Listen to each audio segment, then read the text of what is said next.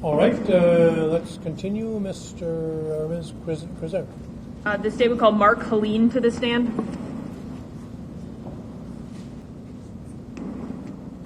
Raise your right hand. Do you solemnly swear the testimony about to give this matter be the truth, the whole truth, and nothing but the truth, so help you God? I do. Could you please state your name for the record and spell it? Mark Haleen, Haleen. And how are you employed? As a detective with the Village of Mount Pleasant Police Department. And how long have you been a police officer? Since 2010. And were you working in your capacity as a detective on the investigation into a body found off of Louis Sorensen Road? Yes, I was. And during that investigation, was that body ultimately identified as Olivia Mckay? Yes. And after that body was identified as Olivia Mckay, what did you do? I was tasked with preparing some affidavits and search warrants to gather information about Olivia Mckay. And what day was this on? That would have been the 25th of July, 2017. And where were you trying to get search warrants to? Apple, Inc., Snapchat, Meetme, and cellular tower records for the areas. And had another coworker of yours done Facebook of the victim? I believe that's correct, yes. And why were you looking in those areas? Well, we knew that Olivia had an Apple iPhone that had not been recovered. We knew through interviews of her friends that she frequently used Snapchat and the Meetme app to meet people, and the tower records were done kind of as an ordinary course of the investigation. And did the Apple record returns anything relevant to this case? No. And was there anything that you gleaned from the Apple records?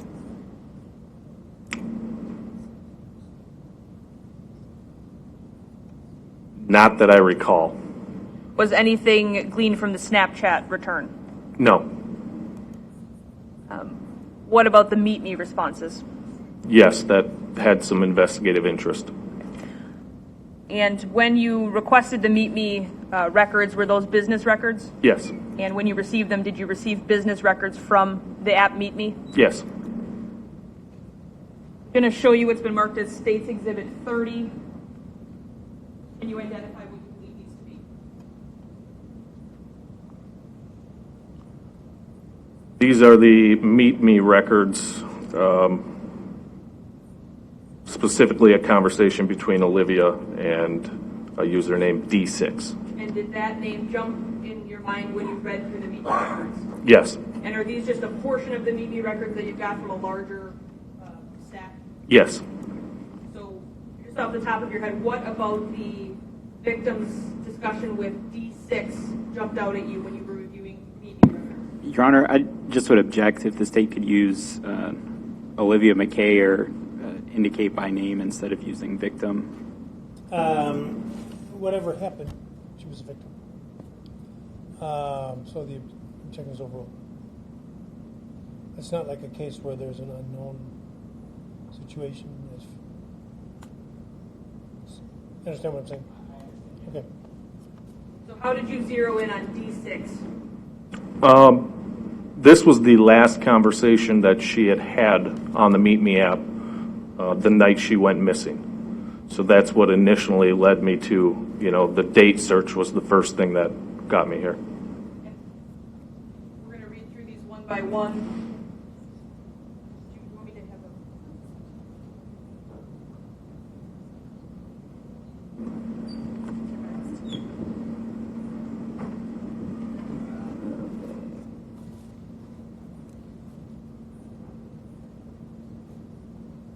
Okay, first of all, before we start, what time zone were the Meetme records in? Eastern. So anything we see here would be 1 hour ahead of us?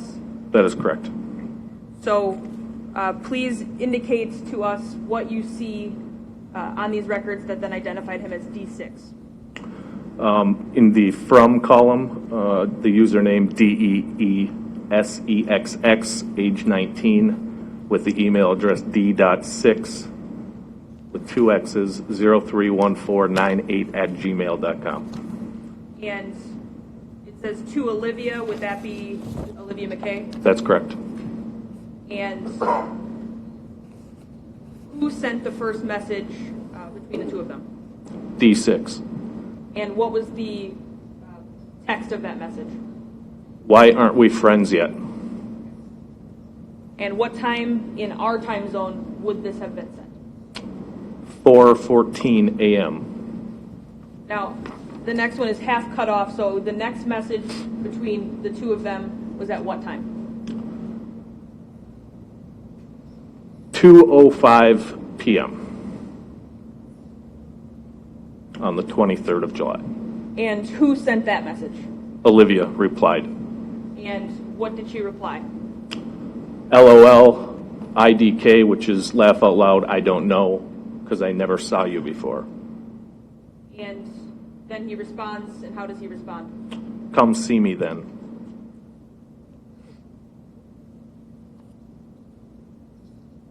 And how does she respond? I'm at work right now. And are we still in the 2:07 time frame? Correct, 2:07.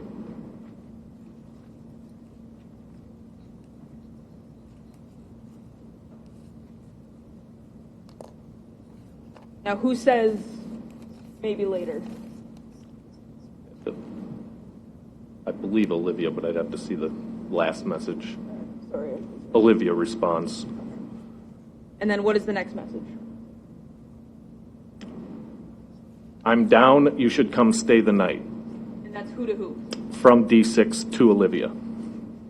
And how does Olivia respond? But how, though? And what does Olivia say next? I don't even know if my mom would be okay with that.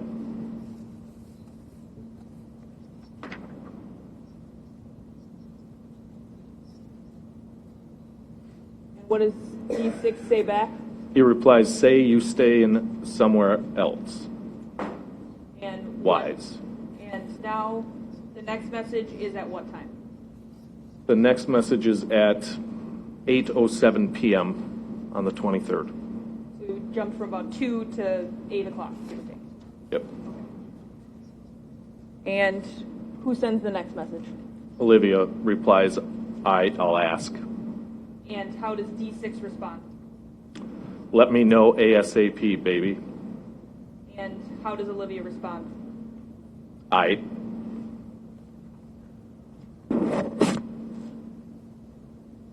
And at what time is the next message from D6 to Olivia? 8:29 p.m. And what is the message? He writes, anything, question mark? And how does Olivia respond? She replies, it's a yes, but I got to shower and stuff first. And how does he respond? Okay.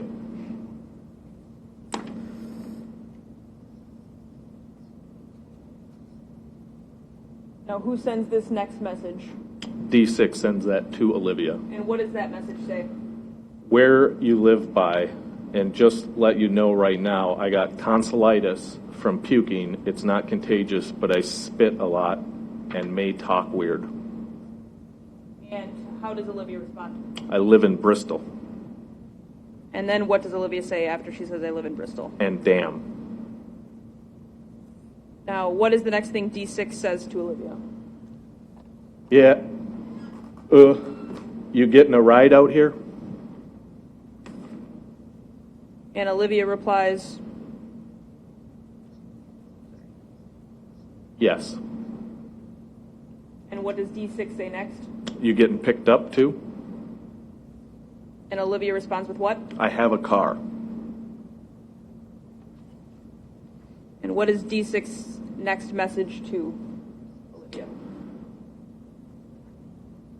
And we got to share the couch, laugh out loud. My grandma just lost her place and recently moved in with me. Then I moved out and she needed help again, so it's her place. I just crash here from time to time. And how did Olivia respond to that? She says, oh, I. And what does D6 say next?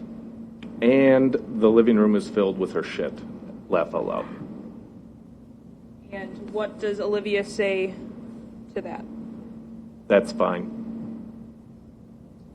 And what is the next message from D6? He says, okay.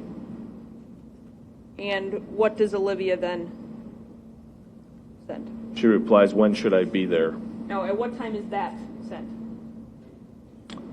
8:44 p.m. And what does D6 say back to her message at 8:44? Around 10, laugh out loud, if that's not too late. And what time you getting picked up? And what is Olivia's response to that? I'm driving there. And what is her next message to D6? But I gotta wake up a bit early, like 9 a.m. And what does D6 say back? Okay, you gotta work? And her response is what? Yeah. And what is D6's next message to Olivia? What time you gotta leave? Because my grandma wake up for work earlier than that, and we can go into her room and lay down. Don't worry, it's my bed. And what was Olivia's response to that? I gotta leave at 9:30. And what was D6's response to that? Okay, baby, was you trying to fuck tonight? And at what time was that sent? 8:51 p.m. And when is the next message sent? Also 8:51? 8:50, yep. And what is her response to that? I don't even know. And how does he respond to that? It's cool, if not, just know I'd be getting freaky, laugh out loud.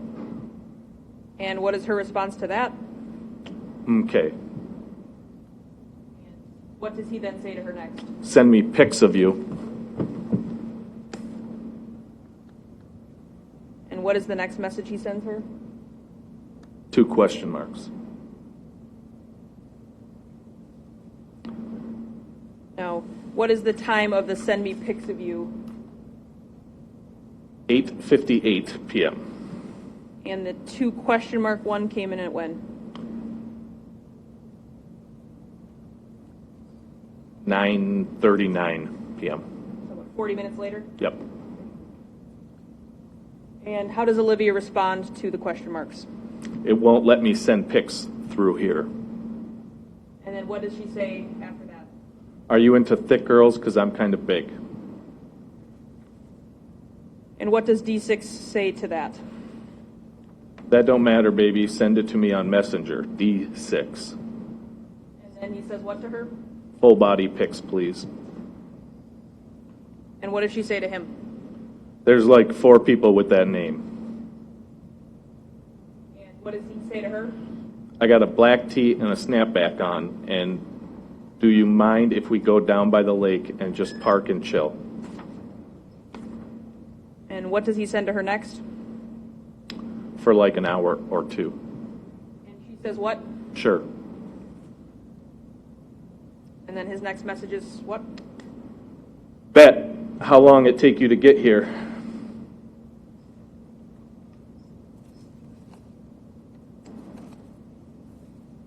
And she responds with what? I sent the pic. Give me an address, and I'll give you a time. And he responds with what? Sheridan and 46th. And is that the last message between Olivia and D6 on this application? Yes. Now, by the time you got these records, were they still connected on this application? No. And what do you mean by that? He had blocked her. So D6 had blocked Olivia? Correct. Do you recall when that blocking occurred? On the 24th, July 24th, I believe it was around 2:30 Eastern time on the records, but I would have to look at them to verify.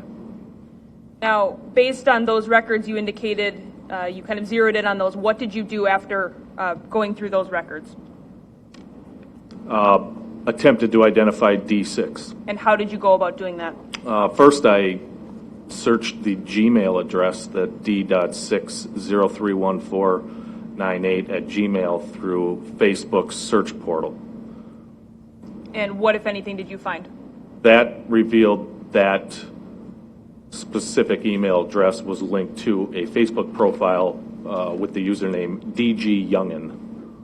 And after you located DG Youngin, were you able to compare whether or not D6 and DG Youngin were the same person? Yes, I was. And how were you able to do that? The exact same profile picture from Meetme was on that Facebook account.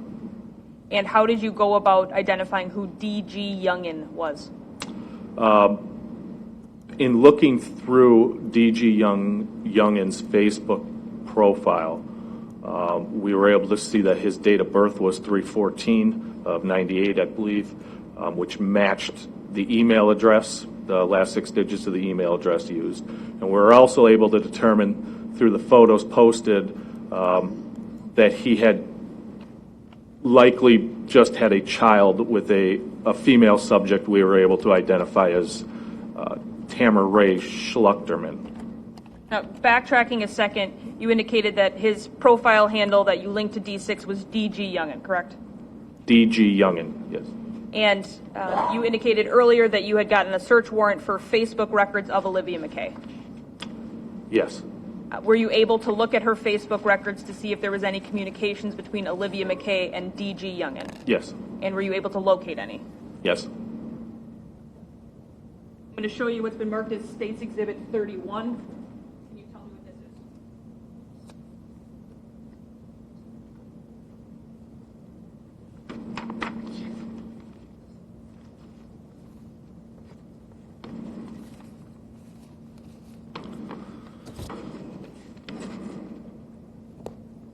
is? This is 6 pages of a Facebook business record for records that we received regarding Olivia Mckay's Facebook account.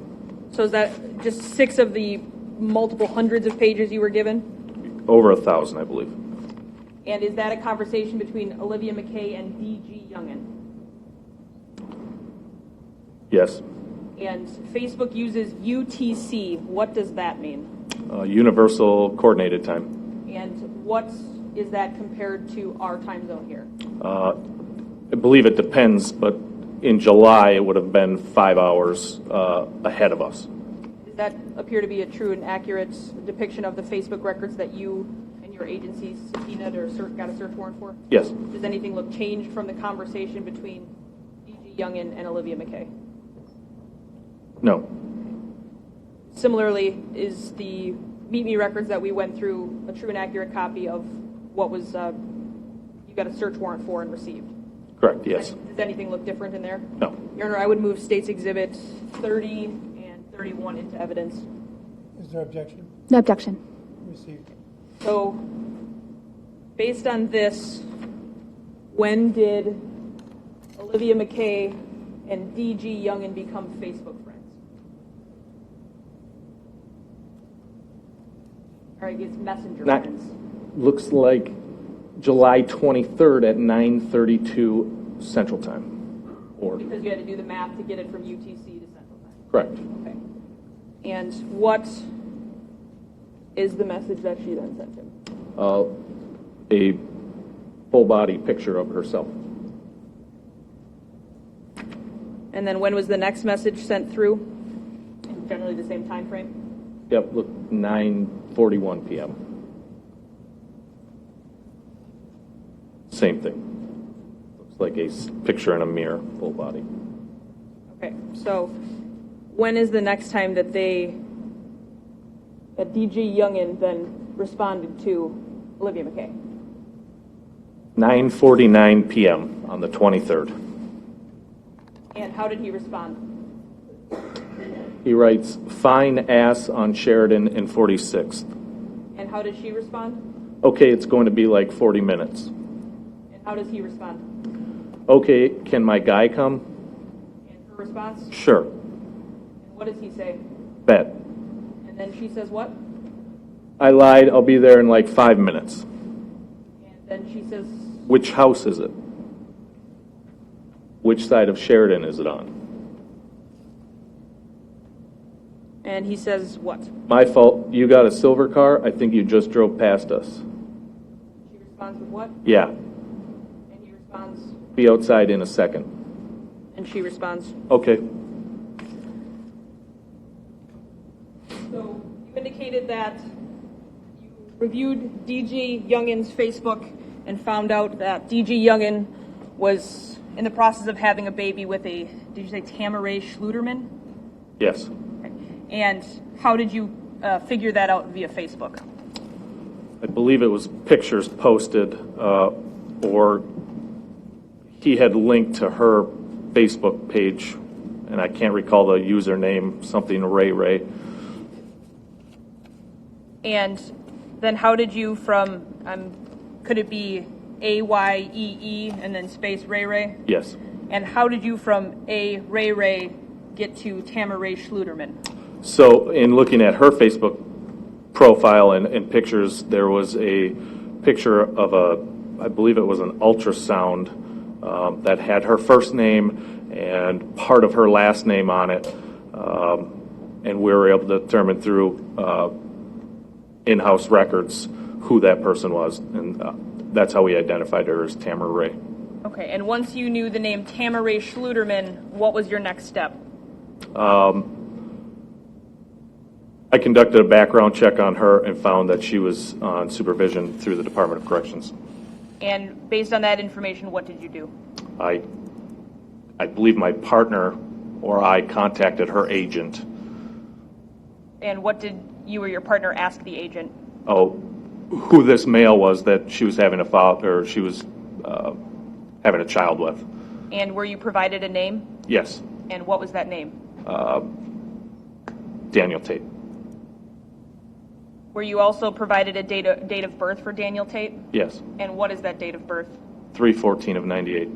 And that would be consistent with D6's last digits on his Gmail account? That's correct. Now, once you had the name Daniel Tate with the date of birth, what did you do? Compared his photograph to the Meet Me in the Facebook pages. Do you see Daniel Tate in the courtroom today? Yes. Can you point out where he's seated, what he's wearing? Purple shirt in the middle of the defense table. So, Indicating the accused. and I apologize, I interrupted you. So what did you do after you had Daniel Tate's name? Compared his photograph to the Meet Me account photographs, the profile pictures, and the D.G. Youngin Facebook pictures. And did they match? Yes. So once you had confirmed that D.G. Youngin was Daniel Tate, what did you do next?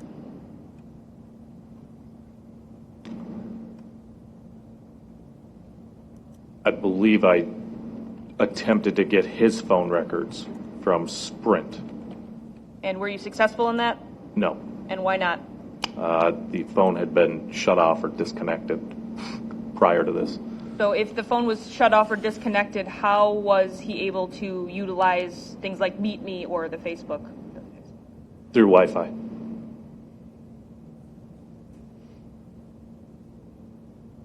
Now, at some point, was acronym TLO searched? Yes. And what is TLO?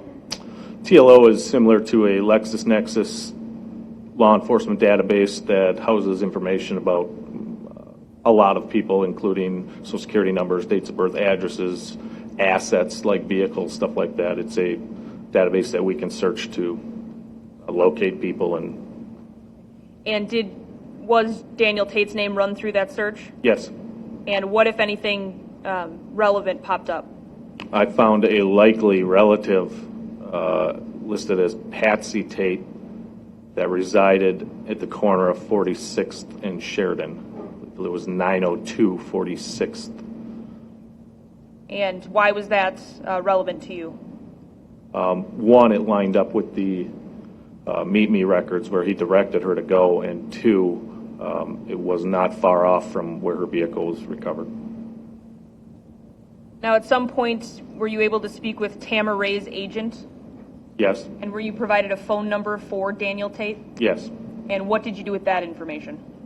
I prepared an affidavit and a search warrant to get historical records and a GPS order on the phone, what we would call a ping order, and served it to the provider. Now, because his service was turned off, was that unsuccessful? That was correct. Did you run the phone number that you were given through Facebook? Yes. And what, if anything, came up? Again, that phone number linked to the D.G. Youngin Facebook account. Now, were you present for a search warrant that was done on Patsy Tate's house on August 3rd of 2017? Yes. And that would be at 902 46th Street, lower? That's correct.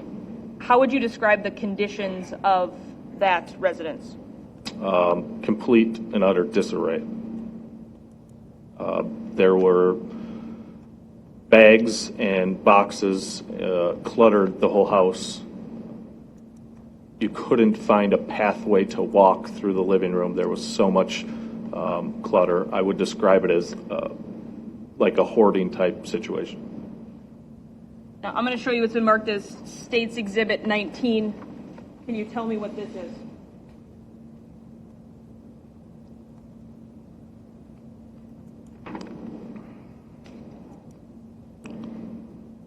So this was found during the search warrant at Patsy Tate's residence. This is a discharge paperwork from United Hospital System with the admit date of 7/22 of 17 for Daniel J. Tate,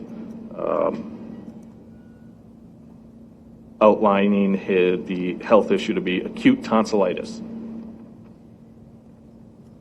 And does that look to be a true and accurate copy of what the paperwork looked like that day? Yes. Does it appear altered in any way? No. Your Honor, I would move that exhibit into evidence. No objection. Proceed. Now, you were talking about earlier about Facebook records, and theoretically, if we had Facebook records from two different individuals, and one person's Facebook records indicated a conversation that was not reflected in the other person's, what would be the explanation for that in your training and experience? The other person deleted the conversation. So if someone on Facebook would delete a conversation, it would disappear from their official Facebook records? That's correct. Now, were you made aware of when the vehicle of Olivia Mckay was located? Yes. And did you have an opportunity to see and look at that vehicle when it was located? Yes. Right. I'm going to approach with what's been marked as State's Exhibit 25.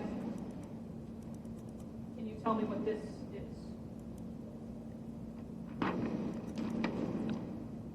This is a picture of the back seat from the passenger side facing in.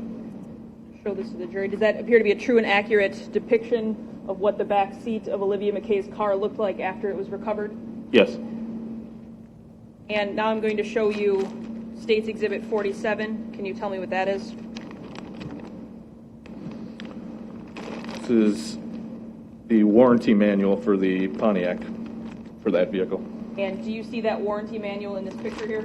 Yes, it's right in between the seats, on the seats, but in between the two buckets. If you wouldn't mind pointing to that on the picture for everyone. Right there. So that was found on the back seat? Correct. And does this warranty booklet appear to be true and accurate, or I guess in the same condition it was when it was recovered from the back seat? Yeah. Your Honor, I would move State's Exhibit 47 and 25 into evidence. Is there objection? No objection. Proceed.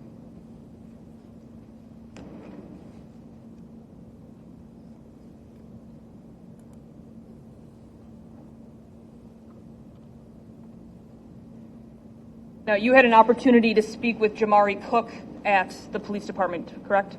Yes. And when you first interacted with Jamari, where was that? In the Kenosha Police Department, just inside the first door to the secure area to the police department. Could it have potentially been called the community relations room? Yes. Now, at that point, had Jamari been brought in handcuffs? No. Was he brought in by police at all? No. So he showed up. Who did he show up with? His mother and his stepmother. And did you have an opportunity to speak with him out in that room? Yes. And how was his demeanor while speaking with you? Very anxious. Worried, anxious. He didn't make a lot of good eye contact with me, had really brief responses to my questions, and put his hands over his face a couple times. Now, while speaking with him, did you ultimately make the decision to take him back into the detective bureau? Yes. And once you did that, what happened next? Me and my partners interviewed him in one of the interview rooms. And at one point, did you tell him that Danny was taking the police down to the beach and he was telling them what happened. Yes. Did you ever tell Jamari that Danny was telling the police that Jamari had done the murder? No. So all you told him was Danny was telling the police what happened? That's correct.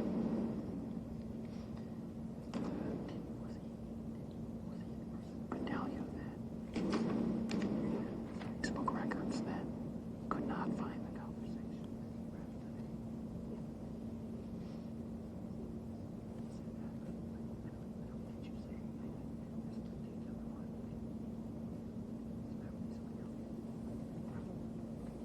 I have no further questions. Ms. Felder? Great, thank you. I want to start by, again, addressing some of these Meetme records that you had the opportunity to read over. During the course of this Meetme conversation, Daniel Tate asked, or D. Youngin asked Olivia Mckay if she was trying to hook up that night. Correct. And he was trying to make plans to meet up with her, correct? Yes. And he was asking her these questions before she'd messaged saying that she did, in fact, have a car, correct? I'd have to look at them again. I don't recall the exact order.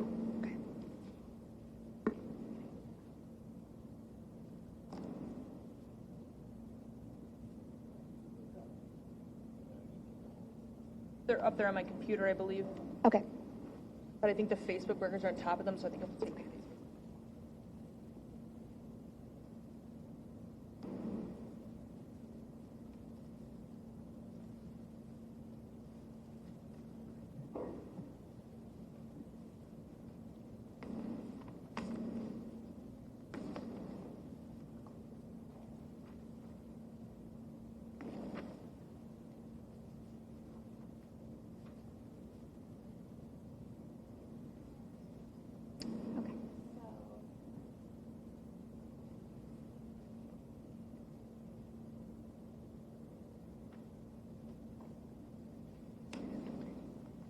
At approximately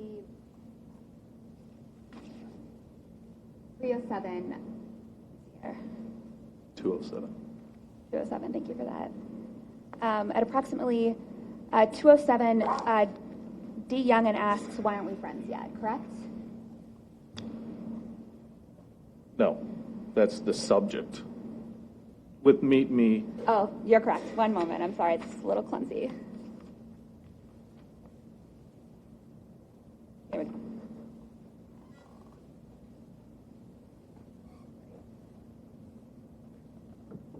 But 2:14, D. Youngin asks Olivia, why aren't we friends yet, correct? 4:14 a.m. 4:14 a.m. He asks, why aren't we friends yet, Correct. correct?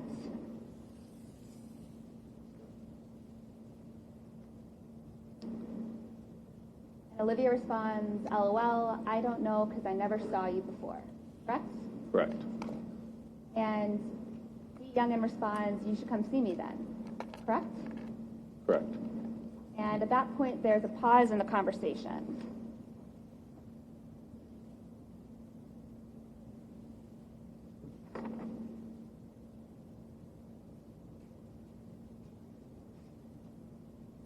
Olivia says, I'm at work right now, correct? She does, yes. And then she follows up and says, maybe later, correct? Counsel, I I object. apologize. Are you saying you're acknowledging these are out of order because you're skipping some things, correct? Correct, I apologize. Right. But actually, these so were you in said correct order. it follows, but there were several things in between. Were multiple responses in between, right? No, actually, I think these were in order. Okay, so you're doing the conversation in order? Or? Correct. Okay. Right. So Olivia responds, maybe later, correct? Yes, yes. And D. Youngin responds, I'm down, you should come stay the night. D6, correct. D6 says, I'm down, you should come stay the night, correct? Yes, And at this point, there had been no mention of a car, no, correct?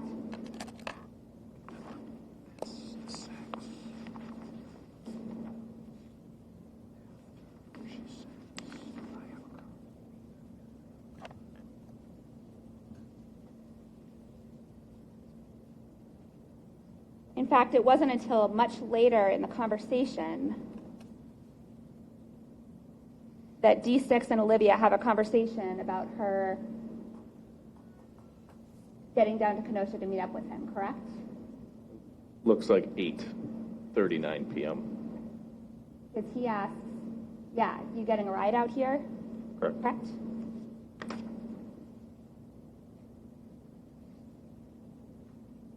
And Olivia's response to that question is yes. Correct? That's correct.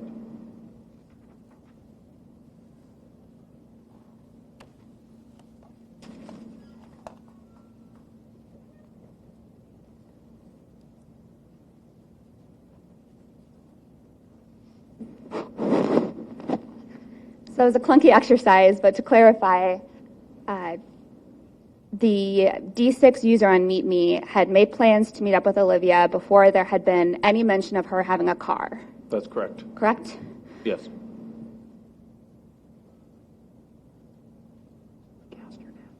And during the course of that Meetme conversation, the user D6 actually provided more information about himself, correct?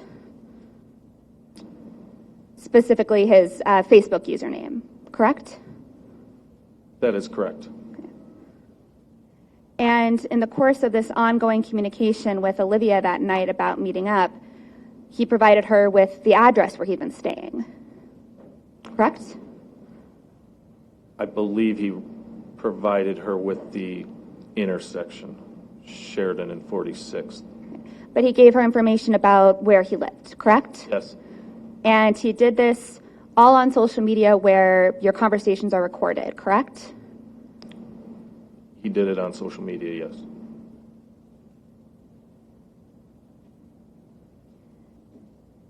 He indicated to Olivia Mckay that he had been ill with tonsillitis, correct? Yes. And that is consistent with the hospital records that you found when you executed the search warrant at Patsy Tate's house, correct? Yes. And those hospital records indicated that on July 22nd, Daniel Tate had been diagnosed with acute tonsillitis. That is correct. And to clarify our timeline here, July 22nd would be the day before he had met up with Olivia Mckay, correct? That's correct. You testified on direct that you attempted to get some cell phone records, but you learned that his phone had been shut off, correct? Correct. I believe it was suspended or disconnected. But there's no indication that that phone was shut off after July 23rd, correct? I don't specifically recall. I'd have to review the records provided by the service provider. I believe it was a couple months in the past, but I can't specifically remember. But you believe it was prior to this time that his phone service had been shut off and he'd been relying on Wi-Fi, correct? I believe so, yes.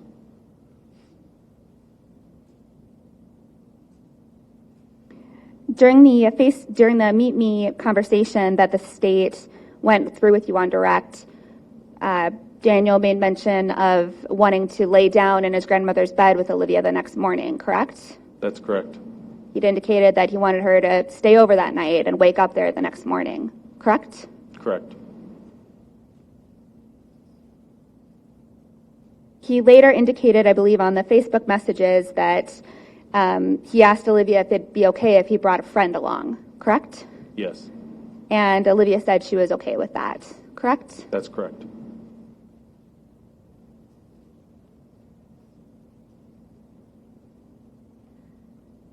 As part of your role in this investigation, you had the chance to meet with Jamari Cook, correct? Yes.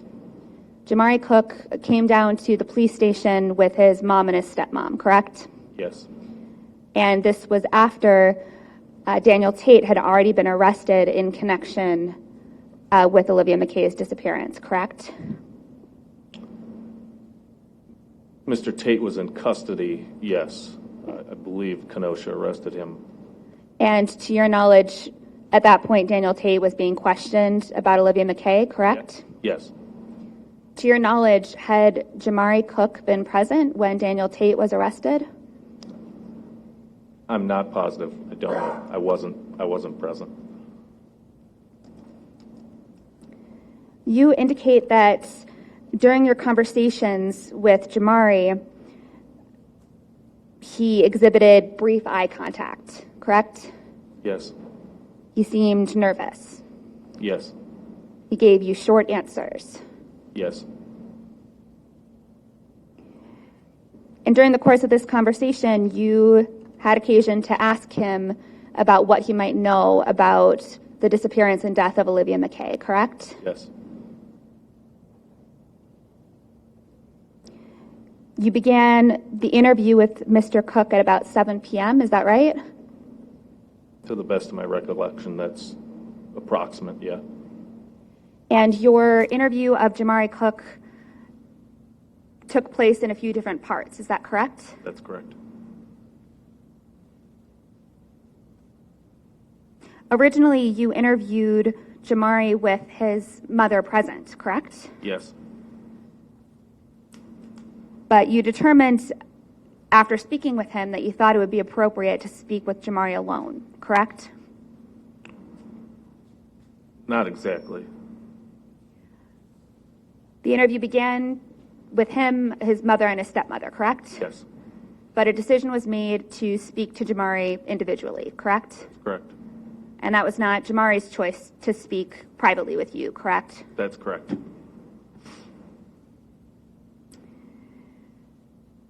You indicated to Jamari that it was essential that he tell the truth about what happened that night, correct? Yes. You told him that a number of times, correct? Yes. You told him that a number of times because over the course of your conversations with him and your interactions with other law enforcement workers, you came to believe that some of the information you were receiving was not accurate, correct? Objection would call for hearsay. And his conclusions about that is irrelevant. Rephrase your question.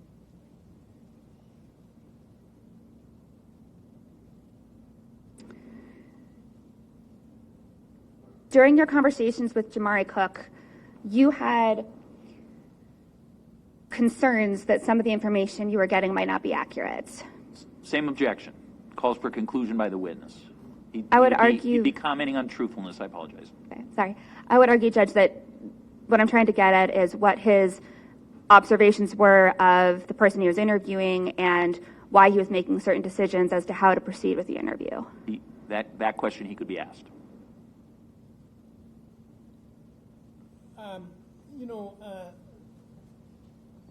Among their other faults, lawyers don't always talk the way people want them. People don't always talk the way lawyers want them to. I'm going to start that over again. People don't always talk the way lawyers want them to. That's one of the faults that lawyers have. In ordinary discourse, we combine what we observe with our senses with what we conclude from them. Instead of saying it's 86 degrees out, we say it's pretty warm out today, which is really, there's a conclusion involved because someone else might think it's like cooler. Ordinarily, I wouldn't permit a witness's conclusion as to the accuracy of an account which is being given. I wouldn't let that into evidence because it's just the witness's opinion. But in the course of police investigation, sometimes they will question a witness based upon prior answers that don't add up to them, the officer. And so they may phrase their questions differently or take different routes in their interrogation. So I'm going to let the question be put to the witness, and we'll see how the witness handles it. But keep in mind that what the officer or what the individual thinks is not evidence. Is that clear? All right, go ahead. Do you understand that you want the question back? Yeah, please. Please. Why don't you rephrase it? During the course of your conversation with Mr. Cook. You went from speaking with him with his mother and his stepmother to speaking with him alone, correct? Yes. And that decision was made in part because you felt that you might receive more truthful answers if you questioned him outside of the presence of his mother and stepmother, correct? In part, that's correct, yes. And during the course of your questioning of Mr. Cook, you were also having conversations and getting updates from other individuals involved in this investigation, correct? Yes. And as part of that collective investigation, you would update one another about what you were hearing from different witnesses, correct? Yes. You would compare notes about what witnesses were saying. Yes. And what you were hearing from other members of the investigative team led you to have the perception that perhaps Mr. Cook wasn't being truthful, correct? Correct. And you reasserted to him how important it was that he tell the truth. Yes. In fact, you told him that he wouldn't want to be caught lying in a homicide investigation. I did. You had to remind him how important it was for him to tell the truth multiple times, correct? Yes.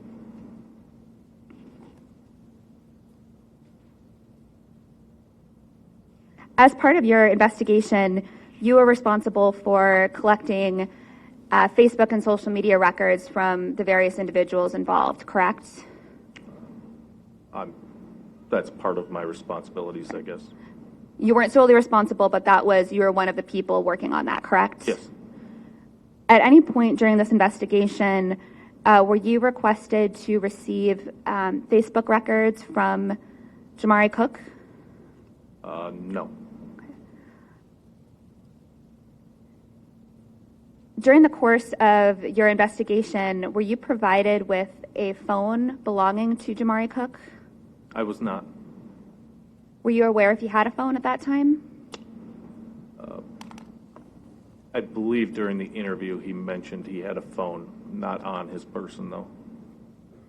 At any point during your investigation, were you asked to acquire cell phone records for Jamari Cook as you had been requested to do for Daniel Tate? No.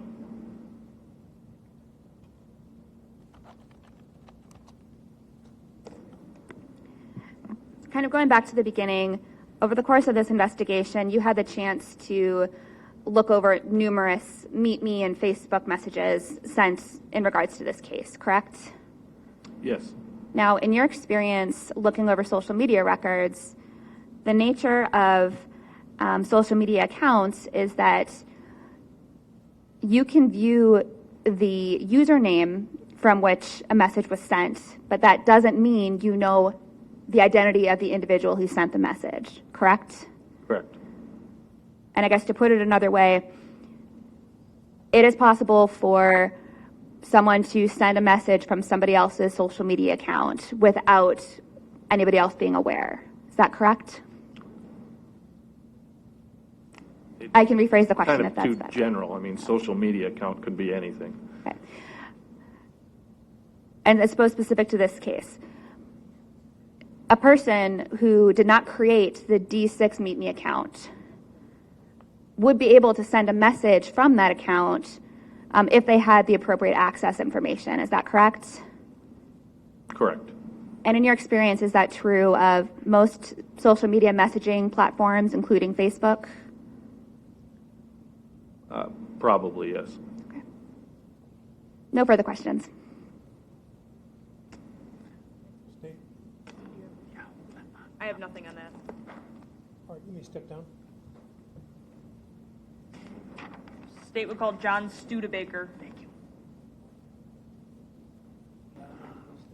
Some sort of testimony about the witness matter be the truth, the whole truth, and nothing but the truth, so help you God. I do.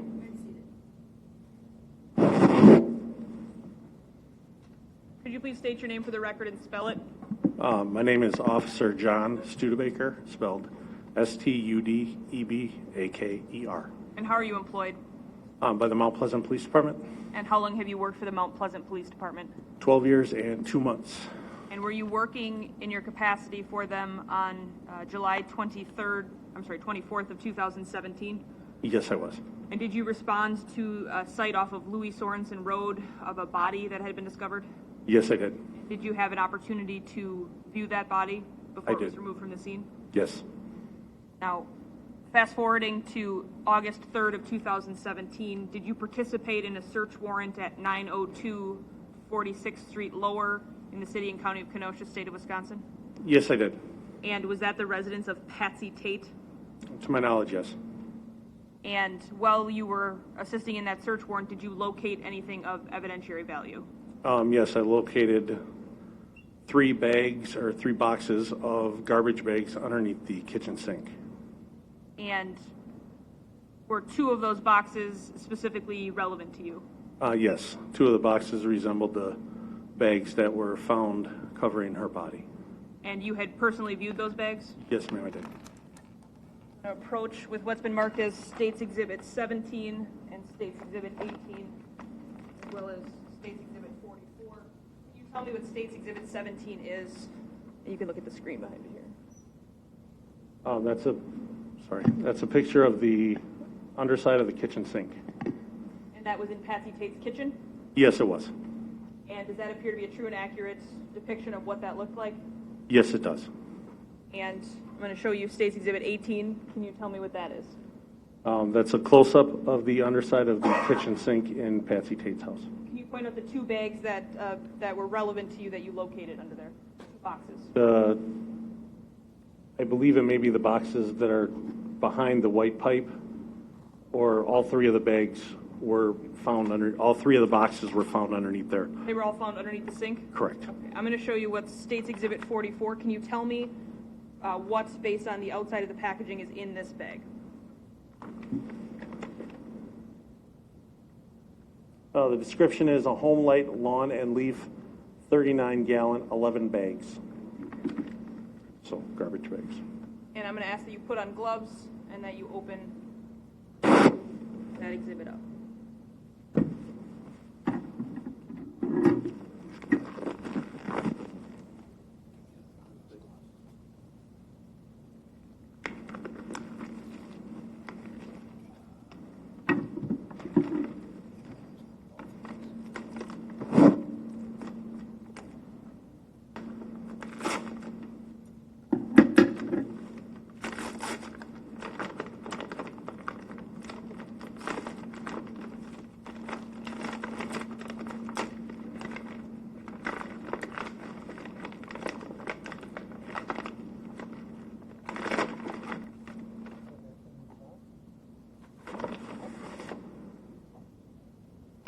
Inside that bag? Inside the bag the paper bag are 2 boxes of lawn and leaf bags. One is open, one is not. Those 2 boxes be consistent with what we see on States Exhibit 18 here and here? Yes. Now, is one of the boxes open? It is. Can you take out from that open box one of the plastic bags, if you please?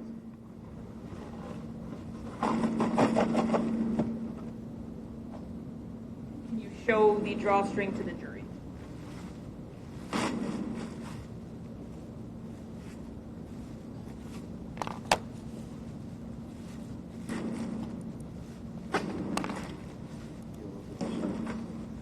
And you indicated that you had seen the bags covering Olivia's body, correct? I did. And is this bag and that color drawstring consistent with the bags that were on Olivia's body? Yes. You wouldn't mind putting all that back in the bag?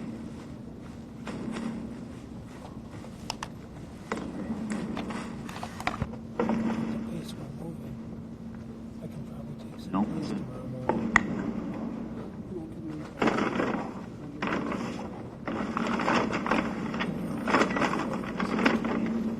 I have no further questions. Sorry, Your Honor, can I just move States Exhibit 17, 18, and 44 in evidence? Any objection? No. No received. No, that's all.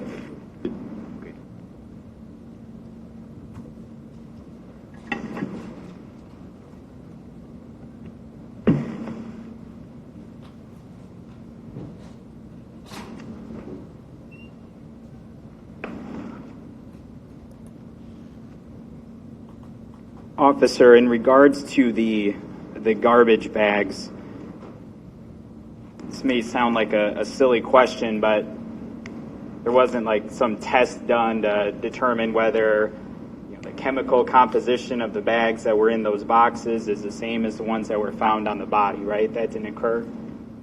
Not by myself, no. I don't know if that was tested or not. Garbage bags come in some pretty standard colors, right? I guess that would be fair to say, yes. So normally there's like, you can get a bag that's black, right? Or Yes. dark, I guess you would say. Sometimes they're white, right? Yes. And then like recycling bags would come in blue, correct? Yes. And then drawstrings on garbage bags tend to come in just a couple of different colors as well, right? I have no knowledge as to how many different colors of drawstrings come on garbage bags. I have no clue.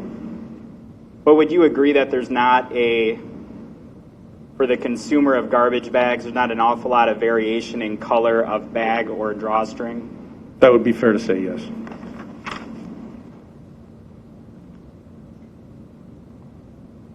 And you are not able to say with certainty that the bags that were recovered covering Olivia Mckay are the same bags that were recovered at Patsy Tate's home, right? No, I cannot. I can say they are consistent with what was covering her. And you can say they're consistent based on the color of the drawstring in the bag, right? Correct. But not based upon any type of markings that are on both bags, right? You can't use that as a comparison? No, I cannot.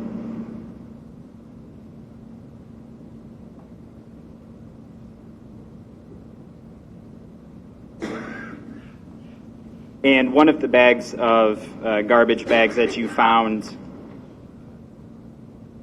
were completely different, right? Yes, there was a third box of open bags that was of the was the tie flap type bag. So it didn't have the... Did not have drawstring, no.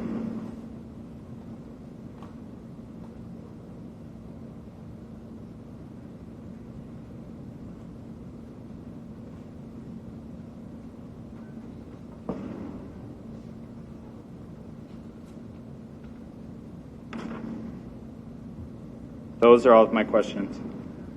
I have nothing on that. May I step down? Thank you, Your Honor.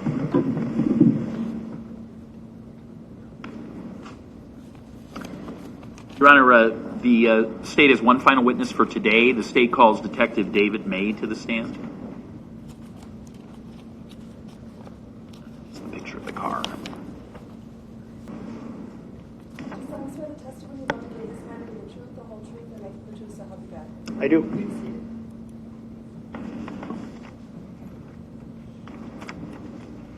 Detective May, can you state your first and last name and spell both your names for the record, please?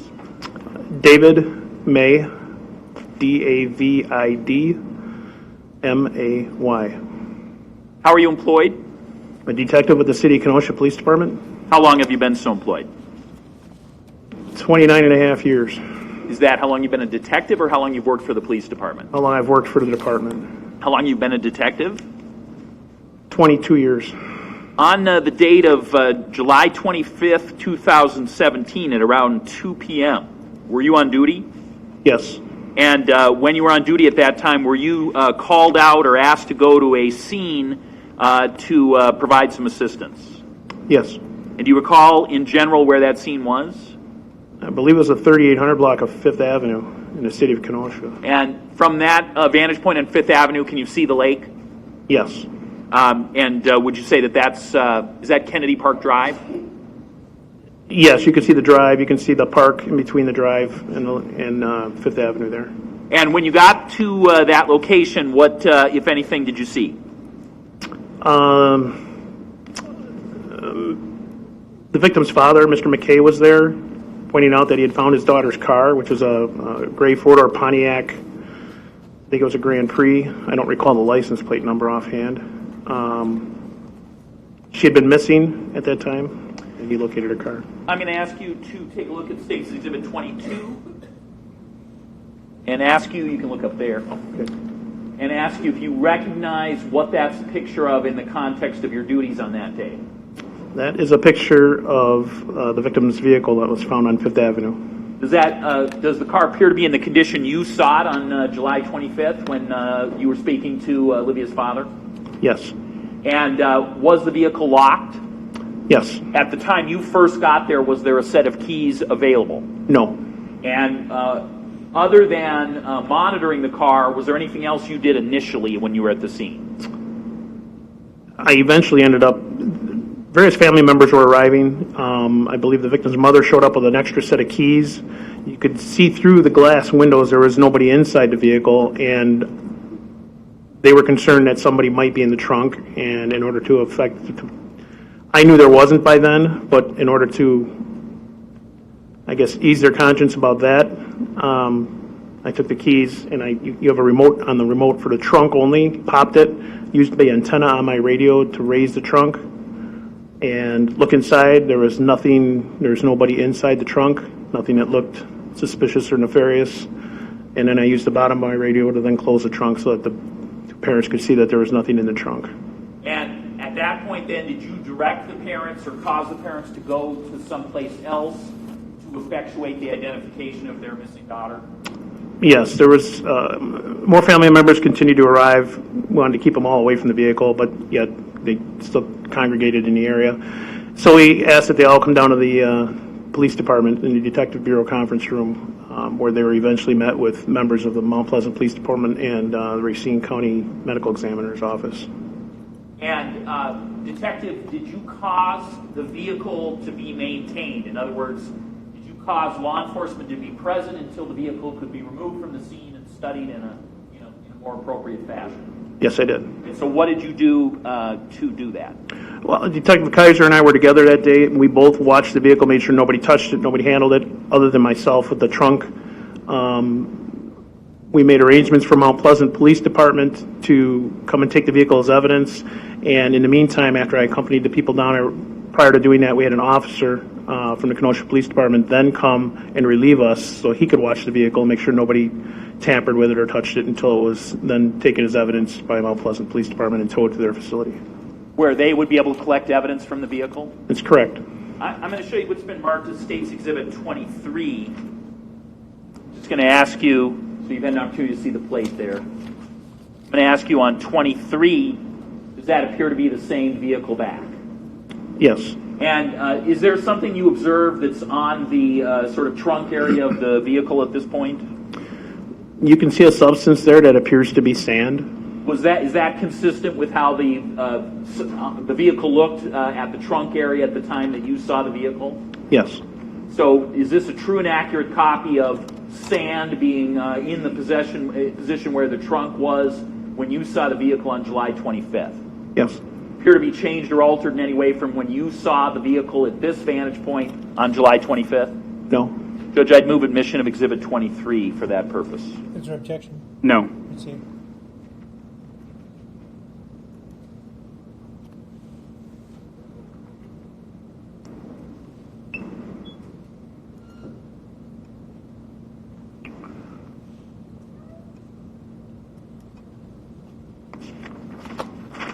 Detective May, were you in general aware on July 25th, 2017 about what happens to items that are on the beaches in Kenosha in that area on the essentially the north side of town during the summer months, overnight and so forth? I wasn't aware until a few days later when I made contact with the Parks Department supervisor. And your purpose in contacting the Parks Department was what? What was your purpose in doing that? Well, we had done a beach search of the area, the sandy area, being that we noticed that her car's here found in Kenosha, yet the body was found somewhere else. She had sand, I believe, on her body, so we checked the area beaches. And a cursory search of that didn't yield anything, so I contacted the Parks Department the next day to find out when they would have groomed the beaches, and if they found anything, what they would do with it. And they didn't find anything substantial at all, and I guess the groomer, anything they do find, they would throw in the garbage anyway. So were you able to determine that the sands at, for instance, Penoyer Park, where the band shell is, whether those are groomed on a regular basis based on your discussion with them? Yes, they're groomed daily. All right. And the groomer, what is the groomer in terms of, do you know what machinery we're talking about or what it looks like, if you know? Well, I've seen it out there before. It's a large tractor-type vehicle that just tows an object behind it that not only grooms the beaches but also collects trash as it goes down the beach and evens it out. And had the beaches been groomed before you had had those beaches that we're speaking of been groomed before you had any opportunity to monitor those beaches? According to the supervisor, yes, they were groomed Monday morning. And Detective, so what you were essentially investigating was whether a phone had been found that may have belonged to Olivia? One of the items, yes. Okay, and as well as a sweatshirt of some kind? That's correct. And maybe a pair of sandals? That's correct. And none of those items were found in your efforts to contact the Parks Department? No.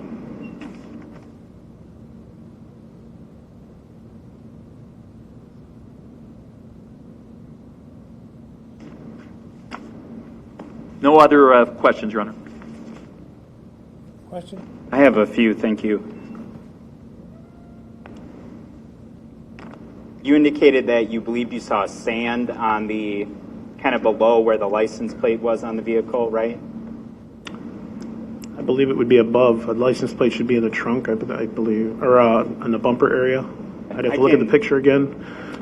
It's on the top, yeah. Should be in the pile there, yeah. So I'm going to put back up what is State's Exhibit 23 and try and get that centered. So where is the sand? It appears to be just below the license plate, below the month February. Okay. So kind of on the bumper, it almost looks like, right? Yes. You don't know how that sand got there, though, right? I do not. The vehicle, when you saw it, was, I guess that's about a block or so west of the beach, right? Approximately, yes.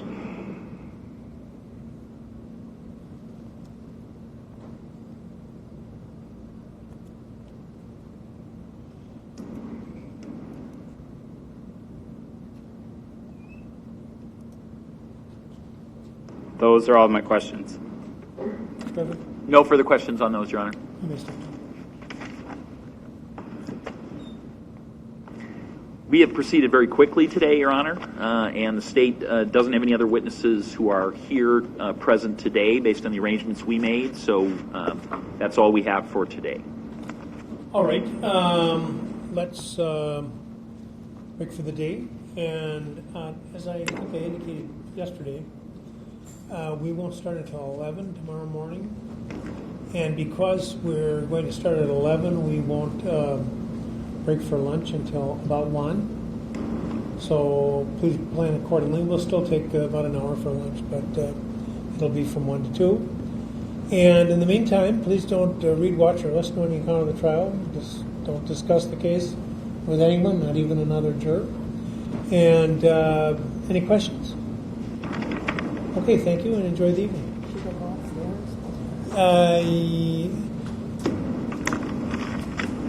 They can have, yeah.